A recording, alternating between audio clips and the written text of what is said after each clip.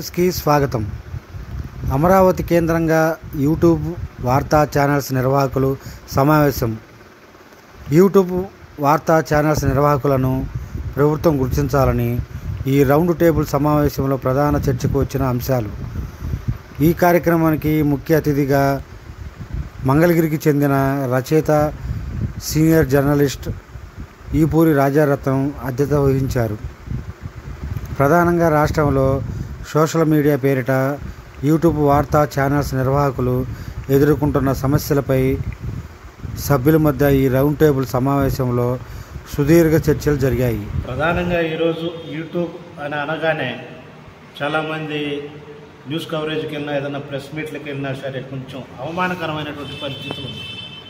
ఇది మన దృష్టికి వచ్చింది. చాలా వరకు చాలా చోట్ల చాలామంది యూట్యూబ్ అనే కాదు, కొత్తగా జర్నలిజం మీద ఆసక్తి ఉన్న వాళ్ళు కూడా చిన్న చిన్న పత్రికల్లోనో లేకపోతే ఏదైనా ఛానల్స్లోనో లేదు కొత్తగా ఎవరైనా సొంతగా యూట్యూబ్ పెట్టుకున్నటువంటి పరిస్థితులు ఉన్నప్పటికీ కూడా వీళ్ళకి అవగాహన అనేది ఉండదు. సహజంగా ఒక ప్రెస్ మీట్ జరుగుతుంది, వీళ్ళని ఎవరు పిలవరు, కానీ వీళ్ళు బాగా ఇంట్రెస్ట్గా తన సొంత ఛానల్ని, యూట్యూబ్ ఛానల్ని డెవలప్ చేసుకోవడం కోసం అని చెప్పేసి ఎక్కడెక్కడన్నా పొలిటీషియన్స్ కానీ ఏదైనా కార్యక్రమాలు జరిగినప్పుడు చాలామంది ఏమవుతున్నారంటే అక్కడికి ఆ కార్యక్రమంలోకి ఎంటర్ అయినప్పుడు మీరు యూట్యూబరా, మీరు రావడానికి వీల్లేదని చెప్పేసి అనేటువంటి జర్నలిస్టులు ఏదైతే మెయిన్ స్ట్రీమ్ అని చెప్పుకుంటున్నారో వాళ్ళు వీళ్ళని పక్కకు తోసేసేటువంటి పరిస్థితులు ఉన్నాయి. కానీ ఇందుట్లో ఇంకోటి గమనించాల్సిన విషయం ఏంటంటే ఈ రోజున చాలామంది సీనియారిటీ 20-30 సంవత్సరాల సీనియారిటీ ఉన్న ప్రతి ఒక్క జర్నలిస్టు కూడా ఇంతకుముందు పత్రికల్లో, టీవీ ఛానల్స్లో పనిచేసి దాన్ని వీడి బయటకు వచ్చేసి ఏం చేస్తున్నారంటే ఈ రోజున యూట్యూబ్ ప్లాట్ఫామ్ మీద ఒక ఛానల్ క్రియేట్ చేసుకొని స్వతహాగా నడుపుకుంటున్నారు. ఇటువంటి వాళ్ళకి ఏంటంటే ఒక యూనిటీ అనేది ప్రధానంగా కావాలనేది మనం గ్రహించామన్నమాట. ఇట్లాంటి సమస్యలు ఉన్నాయి, ఇటువంటి ఇబ్బందులను ఎదుర్కొంటున్నామని చెప్పేసి చాలామంది చెప్పడం జరుగుతుంది. కాబట్టి ఎక్కడైనా సరే ఏదైనా సరే మనం అమరావతి కేంద్రంగా, మరి అమరావతిలో మంగళగిరి ప్రధాన నగరం కాబట్టి మంగళగిరి వేదికగా ఒక రాష్ట్ర స్థాయి యూట్యూబ్ వార్తా ఛానల్స్ నిర్వాహకులతో ఒక సమావేశం నిర్వహించదలపెట్టాము. ఇందులో పాల్గొన్నందుకు మీ అందరికీ ధన్యవాదాలు.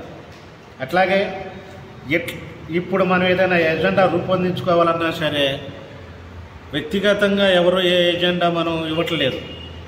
పాల్గొన్న వాళ్ళందరితో కలిపి ఒక ఎజెండా అనేది మనకు ప్రధానమైనటువంటి సమస్యలు ఏమున్నాయి, మనకు కావాల్సింది ఏంటి, వాటిని ఎలా పరిష్కరించుకోవాలి, వీటిలన్నిటిని బట్టి మీ అభిప్రాయాలను సేకరణ చేసి ముందు మీ అభిప్రాయాల్లో నుంచి ఒక ఎజెండా తయారు చేసుకొని ఆ ఎజెండాని అమలు చేసుకునే కోసం అని చెప్పేసి వీలైనంత త్వరలో మరొక సమావేశాన్ని ఇదే వేదికగా మళ్ళీ ఏర్పాటు చేసుకోవడం జరుగుతుంది.